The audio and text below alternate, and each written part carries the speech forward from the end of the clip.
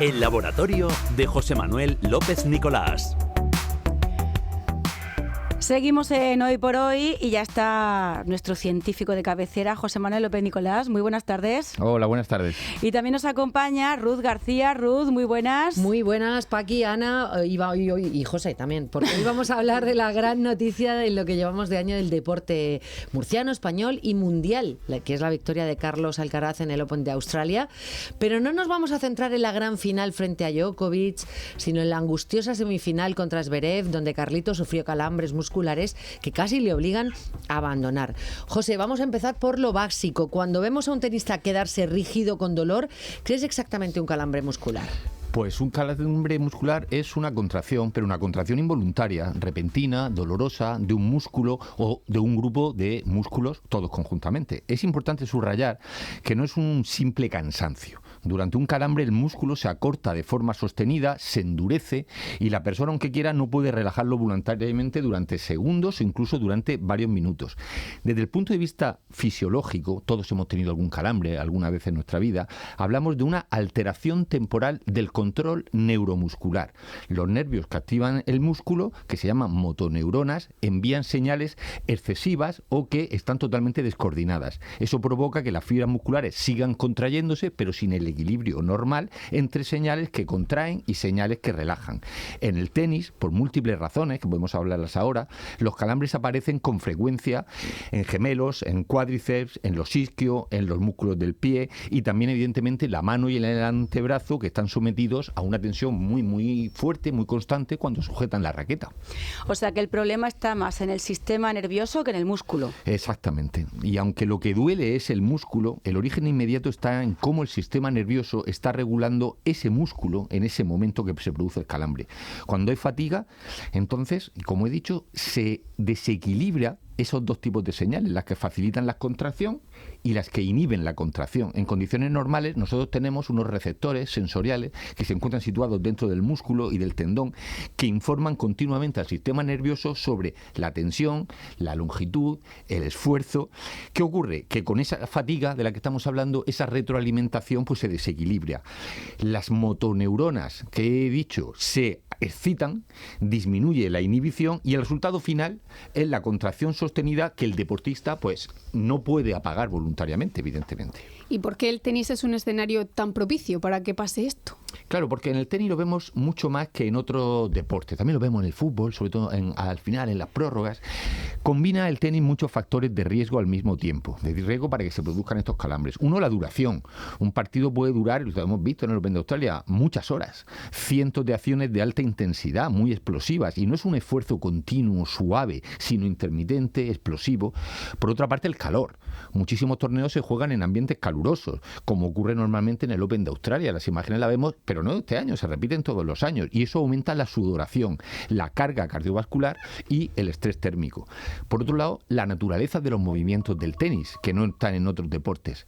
El tenis exige cambios bruscos de dirección, aceleraciones, frenadas, saltos, golpes potentes repetidos. Todos esos gestos, con el tiempo, cargan de forma repetitiva los mismos grupos musculares. Y por último, las pausas. Sí, que es verdad que existen descansos entre juegos, pero esos descansos no son siempre suficientes para recuperar toda la función neuromuscular y sobre todo cuando la fatiga ya viene acumulada. Todos esos factores, estos 4 factores, favorecen fatiga muscular, que es uno de los factores más importantes, no el único, que se encuentran dentro de los calambres. ¿Y qué pasa exactamente en un músculo que está fatigado? Pues a nivel celular, un músculo fatigado tiene menor capacidad para generar fuerza y para regular los procesos internos. Se alteran los gradientes de iones, se acumulan metabolitos que pueden ser perjudiciales, baja la eficiencia de las bombas que regulan el calcio. El calcio es fundamental para la contracción y la relajación, y cambian toda la señalización nerviosa. Pero lo más relevante para los calambres es el control neuromuscular. Los factores, los receptores que ayudan a frenar el sistema de contracción pierden eficacia y los que facilitan la dominan. Es como si el sistema de freno estuviese debilitado y el del acelerador pues lo tuviésemos demasiado activo, y esa descompensación lleva a lo que lleva. Hablemos de hidratación y electrolitos. Siempre se dice le dio un calambre porque le faltaban sales. ¿Es así de simple? No, eso no es así, es simple ni muchísimo menos. Es una parte del cuadro que se presenta cuando nos da un calambre, pero no es el único. Cuando sudamos, nosotros perdemos agua. También perdemos electrolitos, especialmente sodio, pero también potasio, cloro y en menor medida magnesio y calcio. Estos minerales son esenciales para la transmisión nerviosa y la contracción muscular. El sodio y el potasio, por ejemplo, participan en los impulsos eléctricos que permiten que el nervio active un músculo. Sin embargo, la deshidratación reduce el volumen de sangre, dificulta la regulación de la temperatura, aumenta el estrés fisiológico y la pérdida de sodio puede alterar la excitabilidad de los nervios y los músculos. Sin embargo, muchos deportistas con niveles normales de electrolitos también sufren calambres. Por eso hoy se entiende, y los resultados científicos así lo muestran, que no hay una causa única, sino una combinación del estrés térmico, de esa fatiga neuromuscular, en algunos casos de desequilibrio de líquidos y de sales. Pero, ojito, porque estoy viendo mucha gente que ahora mismo hay una tendencia con tomar agua de mar. Que su forma, su pensamiento lineal es: sudo, pierdo agua, pero en el agua, en el sudor también hay minerales. Pues ¿dónde los tengo? En el agua de mar, porque tengo agua y también tengo minerales. Y entonces se está propiciando, incluso se está vendiendo. Eso es un disparate, porque aparte de poder producir deshidratación en el cuerpo, lo mejor que te puede pasar si tomas agua de mar es que te dé un calambre. Eso es lo mejor. Lo peor es que te lleve al hospital directamente, porque esa concentración de electrolitos es muy distinta a la que están en determinadas bebidas. Eso no hacerlo. Vamos a un remedio que suena casi a leyenda urbana, pero que Carlos Alcaraz lo usa regularmente cuando le aparecen los calambres y parece que funciona. El zumo de pepinillos. Sí, es el zumo de pepinillos que mucha gente lo estoy escuchando estos días, porque se vio a Carlos Alcaraz tomarlo cuando le dieron esos calambres en la semifinal, como he dicho a Ruth, frente a Medvedev. Pues la gente se está riendo, la gente dice que eso es pseudociencia, que eso no tiene ningún sentido, sino que es más marketing o manías personales, y eso tiene todo el sentido científico del mundo. No es la panacea, pero vamos a intentar explicarlo. El zumo de pepinillos contiene agua, contiene sodio, procedente normalmente de la salmuera, tiene vinagre, ¿no?, que en realidad es ácido acético, y otros compuestos. Mucha gente está diciendo que el zumo de pepinillos funciona porque lo que hace es reponer el sodio, reponer ese mineral que se ha perdido en la sudoración excesiva. Pero ya hay estudios que han observado que realmente el alivio que puede sentir un tenista cuando toma ese jugo de pepinillos puede ser en menos de un minuto. ¿Vale? Muy rápidamente. ¿Qué ocurre? Que si nosotros hablamos del sodio ingerido, para que ese sodio realmente produzca un efecto beneficioso y pueda aliviar un poco el calambre, tarda muchísimo más entre que llega a la sangre, se absorbe, llega a la sangre, llega luego a los tejidos diana. Por eso se dice que debe haber otra razón. No puede ser solamente por el sodio de los pepinillos. Y entonces aquí es donde aparece un mecanismo neurológico. El sabor fuerte y el sabor ácido que tiene ese jugo de pepinillos activa determinados receptores en la boca y en la garganta, que envían unas señales muy poderosas al sistema nervioso central. Pues bien, esa estimulación sensorial, por esas características organolépticas tan fuertes que tiene el jugo de pepinillos, lo que podría estar reduciendo es la actividad excesiva de las motoneuronas que hemos hablado antes y que están provocando el calambre. Es como un interruptor reflejo que ayuda a que el músculo se relaje. No es por el sodio en un minuto no te hace absolutamente nada. Pero antes de que nuestros oyentes se tiren allí a tomar jugo de pepinillo cada vez que le ocurra esto, hay que pensar que, primero, no es una decisión definitiva, no es tampoco una solución que sirva para todo el mundo. Cada uno tiene un organismo. Si lo toman mucho puede ser peligroso. La evidencia es limitada, hay que estudiar más sobre mucho de ello. No siempre funciona y no previene si continúa realmente la fatiga extrema y la sobrecarga. Pero ahí está, en ese mecanismo neurofisiológico es donde tiene su efecto y no en el sodio, el jugo de pepinillo. Entonces, si aparece el calambre en medio de un partido, ¿qué debemos hacer además de tomar zumo de pepinillo, en este caso a dosis moderadas, ¿no? Pues claro, primero lo que no hizo Alcaraz, pero porque él no podía. Evidentemente tú tienes que parar la actividad, tienes que pararla y abandonarla. Pues si lo íbamos a hacer en el partido, pues perdemos la semifinal. Pues tenía que seguir luchando. Forzar el músculo en ese estado aumenta la fatiga. Ojo, eleva el estado de lesión, el riesgo de lesión, y puede prolongar muchísimo más el episodio. La intervención más eficaz es el estiramiento suave, mantenido. Al estirar, ¿qué ocurre? Pues se activan receptores sensoriales que envían señales a la médula espinal e inhiben de nuevo esas motoneuronas que están hiperactivas, que están muy, muy excitadas. Es el mecanismo neurológico, pero debe hacerse de forma progresiva, sin rebotes, se mantener durante 15 y 30 segundos. Pero claro, en la final del Open de Australia, como hemos dicho, no podía aplazarse el partido por calambre, así que había que buscar otras soluciones. Fijaos que le dieron masajes locales, y el masaje local puede ayudar a aumentar el flujo sanguíneo, aportar estímulos sensoriales que compiten con la señal de dolor y favorecer la relajación refleja, pero eso es complementario. Además, la hidratación en ese momento no suele cortar, como hemos dicho, el calambre de inmediato, ni mucho menos, pero sí es importante para la recuperación global, sobre todo si el esfuerzo ha sido largo. Ha habido muchas críticas a Carlos Alcaraz, porque es que entró el... Sí, eso te iba a decir, que Zverev se estuvo quejando de lo del fisio dándole masajes. Vamos a ver, cuando tú porque sufres... dice que en un calambre no se pueden recibir asistencias. Ojo, vamos a ver. ¿Eso es así o no? Desde el punto de vista de la reglamentación, sí, pero ojo. Es decir, yo vi totalmente normal lo que ocurrió. ¿Por qué? Porque ahora estamos viendo que fueron calambres, etcétera. Cuando tú notas allí un no lo golpe, sabes, ¿no? tú no sabes si es un calambre, si es el sodio, si es el no sé qué, si es no sé cuándo. Tú notas allí una reacción del organismo y rápidamente llamas al fue absolutamente lógico lo que ocurrió. Vamos a la prevención, que es donde en teoría se gana la batalla. Pues la prevención para los calambres combina varias estrategias, ¿vale? Antes de ir, porque hemos estado hablando de lo que ocurre durante el partido, pero antes, ¿qué pasa? El entrenamiento progresivo es clave. Los músculos se adaptan al esfuerzo repetido, aumenta la resistencia, mejora la coordinación neuromuscular, se retrasa la fatiga. Los problemas aparecen cuando hay cambios bruscos de carga o de competir sin esa preparación suficiente. La hidratación planificada también es fundamental. Empezar bien hidratado, beber de forma regular, ajustar la cantidad al calor que haga por la sudoración, por lo que vayas a perder, y a la sudoración individual. Perder más del 2% del peso corporal por sudor se asocia, y suele ocurrir en el Open de Australia muchísimo, con peor rendimiento y mayor estrés fisiológico. En esfuerzos largos, la reposición del sodio es relevante, pero especialmente con calor y con la sudoración abundante.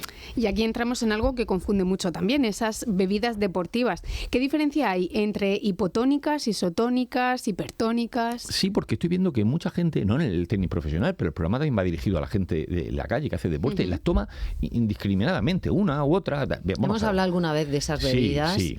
Bueno, sobre todo más las hipertónicas, que son las energéticas, ¿vale? Efectivamente. Las isotónicas son las que tienen una concentración de solutos similar a la de la sangre. Aportan agua, sodio y carbohidratos. Son muy útiles durante partidos largos porque están hidratando, pero además te están proporcionando solutos.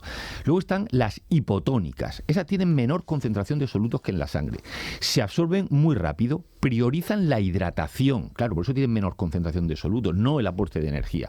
Y algunas aguas con electrolitos suaves entrarían aquí. Son útiles antes del partido o cuando se busca reponer líquidos sin mucha carga energética.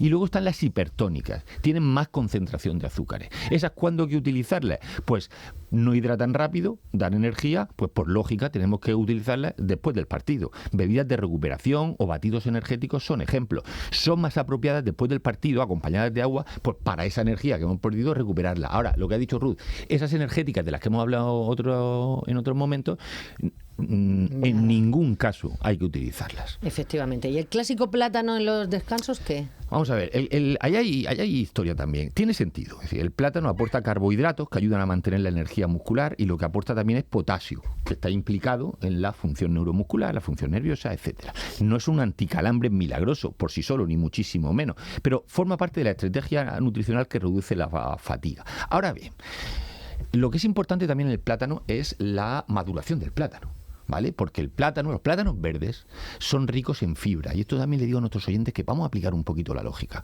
Son ricos en fibra. El plátano maduro, el que está ya negro, etcétera, son ricos en azúcares, ¿vale? Que están más disponibles para la sangre. Entonces, si tú estás jugando y necesitas energía rápidamente, ¿qué haces con un plátano verde?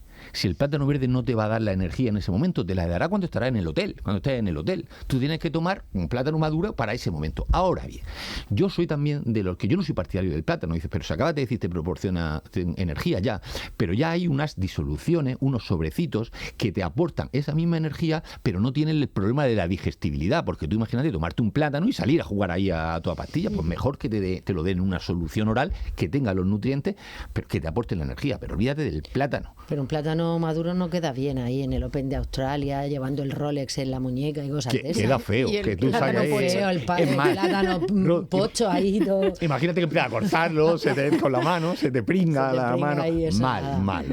Pero el deporte de la ciencia de la vida cotidiana, la gente que sepa en qué momento de maduración y para qué lo necesitas, Claro, ¿vale? sí. También puede ser una campaña encubierta de las Islas Canarias. Oye, no me extrañaría un pelo. ¿Verdad que sí? Bueno, para cerrar el tema de los calambres, ¿qué cosas se suelen hacer pero no tienen respaldo sólido como solución principal? Pues tomar grandes dosis del magnesio, que lo tenemos por todos sitios, confiar solo en suplementos sin ajustar la carga de entrenamiento, ignorar la fatiga, todo eso pues realmente no ayuda. Al final lo que tenemos que hacer es entrenamiento progresivo, hidratación adecuada, reposición de sodio cuando toca, nutrición suficiente, recuperación y manejo del calor. Ahí eso es lo que tenemos que hacer. Por cierto, además del tema de los calambres, el Open de Australia da mucho que hablar siempre también por otras razones. Una de ellas es el peso de las pelotas que se emplean. ¿Qué ocurre con ellas? ¿Te has traído tú la tuya? El hombre, La superpelota se ha traído. Se la firmaron a mi hija y vamos a ver. Esto es más importante de lo que parece, ¿eh? Y la polémica es mucho mayor de lo que la gente dice. Bueno, pues si eso es lo mismo. No. Muchas veces las pelotas con las que se juega en el Open de Australia son más pesadas de lo habitual. ¿Qué ocurre? Que esto favorece a aquellos tenistas que se caracterizan por golpes potentes, golpes planos, y perjudica a los jugadores que le imprimen mucho efecto a la pelota, como es el caso de Alcaraz o era el caso en su día de Rafa Nadal. Para realizar los golpes preferidos, el liftado horizontal, que es el que hace que gire la pelota y luego bota mucho cuando toca en el suelo, o el banana shot, el liftado lateral, que lo que hace es hacen los passing shots dando esa curva. Carlitos Alcaraz necesita que la bola coja muchísima velocidad para alcanzar y muchísimo efecto para ver esas parábolas. Por eso, entonces, nuestros oyentes, aplicando la lógica, si tú necesitas que coja mucha velocidad para tener ese efecto, ¿qué te interesa más? ¿Pelotas pesadas o pelotas más ligeras? Pelotas más ligeras. Y resulta que las del Open de Australia son más pesadas de lo habitual. Y esa es la queja. La disciplina que estudia todos esos fenómenos es la dinámica de fluidos, donde un objeto, la pelota, se mueve por un fluido que es el aire. Y la ley que gobierna todo esto, donde influye muchísimo el peso de las pelotas, es la fuerza de Magnus. Magnus, nuestro amigo, del que hemos hablado muchas veces. Hemos hablado el efecto otras veces. Magnus. Pues esto en el Open de Australia, se nota muchísimo más que en otros campeonatos. Bueno, de hecho, a los tenistas españoles no se les suele dar muy bien la pista del Open de Australia. De hecho, es el Grand Slam que menos veces hemos ganado. ¿Eso por qué? ¿Tiene también algo que ver con lo de las pelotas? Sí, porque hasta 1988 el Open de Australia se disputó sobre hierba. Posteriormente se jugó en una superficie dura compuesta de poliuretano, fibra de vidrio en la capa superior, asfalto en la inferior. Esa superficie era muy pegajosa a las altas temperaturas típicas del Open de Australia en esta época, lo que produjo muchísimas lesiones en los tenistas. En 2008 se cambió un nuevo tipo de superficie 100% acrílica, mezcla de látex, de goma, de plástico, permitía un mejor bote de la bola, muy uniforme, no se deformaba con el calor, y en 2020, para dinamizar los partidos, esa superficie se sustituyó por una pista rapidísima, donde la pelota sale disparada al botar. Todas estas pistas, estas tan rápidas, favorecen más a los grandes sacadores o a los pegadores planos que a los jugadores españoles. Por eso a los jugadores españoles que tienen que armar más el brazo para dar el golpe liftado, pues una pista como Roland Garros, que frena la pelota y le da más tiempo, le viene muchísimo mejor. Y esa es la diferencia que hay, que por qué se han ganado tantos campeonatos en un sitio y tampoco en otros. También influye la pista. Y jugar a nivel del mar, como en Melbourne, ¿eso nos beneficia o nos perjudica? No nos beneficia, es decir, no beneficia a Carlitos Alcaraz. Él prefiere hacerlo y eso sabe que ha ganado 4 Grand Slam, ¿vale? Pero los jugadores españoles, para ese golpe de liftado, pues prefieren hacerlo a mayor altitud. ¿Por qué? No estamos volviendo a decir que hace falta mucha velocidad de la pelota, pues resulta que la densidad del aire es menor a la mayor altitud, lo que provoca una menor resistencia al desplazamiento de la pelota. En las ciudades a nivel del mar, la presión atmosférica es mayor. Lo que ocurre que hace que la presión atmosférica es mayor, pues la pelota está empujando la pelota hacia abajo, bota menos, a nosotros no nos viene bien, pero a pegadores como Djokovic le viene mucho mejor. Hablábamos también de que en Australia se juega con temperaturas extremas. ¿Eso influye también a Carlos Alcaraz? Muchísimo, porque todos nosotros nos acordamos, unos más, otros menos, en el instituto, en los colegios nos hablaban, la ley de los gases ideales, esa nos salía por todos sitios. Pues una temperatura elevada genera mayor presión interior en la pelota y por tanto un mayor bote cuando sale despedida del suelo. Por el contrario, si hace frío, la presión disminuye, el bote será mucho más bajo, y en el Open de Australia destaca por las altas temperaturas, lo que, dejando a un lado los riesgos que evidentemente hay para todos los jugadores, favorece esas altas temperaturas a Carlos Alcaraz para su estilo de juego. Por eso él muchas veces se ha quejado y ha dicho, pero aquí hay titulares, no me parecería justo volver a jugar de noche. Y hay gente que dice, bueno, pues si juegas de noche, el de enfrente también juega de noche, ya, pero tu estilo es diferente. Entonces todo esto en el Open de Australia se magnifica mucho más. Bueno, y de hecho cerraron también a pista. Claro, ¿no? sí, todo eso está influyendo. Ojo, este año también al cerrar la pista que se quejó Carlos Alcaraz, aparte de las condiciones científicas, también está un factor importante, es el factor psicológico, lo que pasó ahí. Tú venía en racha, acordado con el partido, venía en racha. Djokovic estaba cao en ese momento. Cualquier interrupción, más allá de la física, la química, de los materiales, cualquier interrupción no te viene bien si estás en racha. Y él ahí se quejó, porque aquí son todos zorros viejos. Y el otro se metió también en el vestuario. Le faltó tiempo, claro. Bueno, ¿dónde lo viste? ¿Lo viste bien? Lo vi, ¿Disfrutaste? no. ¿Sufriste? Vamos a ver, lo vi mal, porque lo vi casi por la calle, no estaba en casa, y entonces iba con el móvil. Disfruté regular, yo no disfruto, porque sufro, entonces no disfruto, y como iba en el móvil no miraba, a mí me pasa, luego lo vi entero, ¿vale? Pero en ese momento yo lo paso mal, pero claro, si nosotros lo pasamos mal psicológicamente, imagínate ellos. Claro. Yo creo que, vale, la química, la física, la ciencia de los materiales, el bote de la pelota, los electrolitos, los pepinillos, todo eso influye. Pero la cabeza es más importante.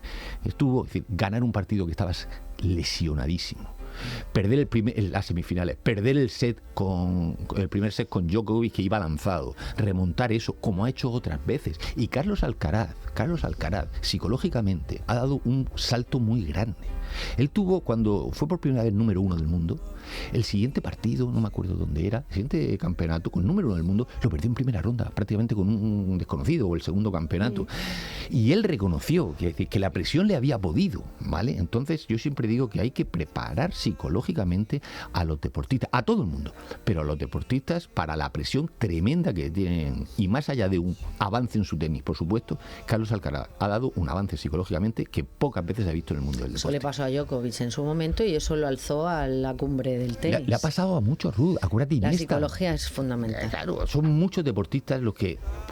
Presión del público, de los medios de comunicación, de los patrocinadores, partido, hay que ganar, hay que romper. No, y el momento de ese de estoy a un saque a un juego de ganar, tal, o tengo 2 bolas de break, como no. La presión. En fin, he perdido 5 bolas de break, ahora tiene su primera bola, seguro que todo eso está aquí en la cabeza. Y entonces todo eso hay que prepararlo, no solamente para ganar los partidos, sino para no hacer crack mentalmente. Bueno, pues nada, ¿y la pelota, alguna justificación de la Super Bowl que llevas? Esta es una pelota que me trajo mi hija, que me ha pegado un grito cuando me ha visto salir con ella aquí, para decir que como se borre una firma y tal. Pero todo esto porque a veces... ¿Quiénes son las firmas? Pues esta fue en el Mutua. En el Mutua de Madrid, le cogió absolutamente a todo. Ella además hizo una foto con Carlito Alcaraz, que la lleva en la carpeta, y yo le digo, ¿quién es ese que se ha puesto al lado de mi hija? Pero volvemos a ver cómo el deporte no es solo un jugador o una jugadora ahí dándole golpes a una raqueta o corriendo detrás de un balón, donde la química, la física, la ciencia de los materiales, la psicología, la nutrición, todo eso está muy presente. Y sí, es verdad que no lo vi el partido, veía trozos de los nervios, pero cuando después te pones a analizarlo, te pones analizado científicamente, es lo que quiero que hagan nuestros oyentes, que se pongan las gafas del deportista, pero también del científico a la hora de ver la victoria de Carlos Alcaraz. Y el tenis de hoy sería imposible sin el avance científico-tecnológico. Pues amén. Pues ahí queda. Ahí queda. Muchísimas gracias, José. Pues nada, hasta la semana que viene. Hasta la semana que viene. Chao. Adiós.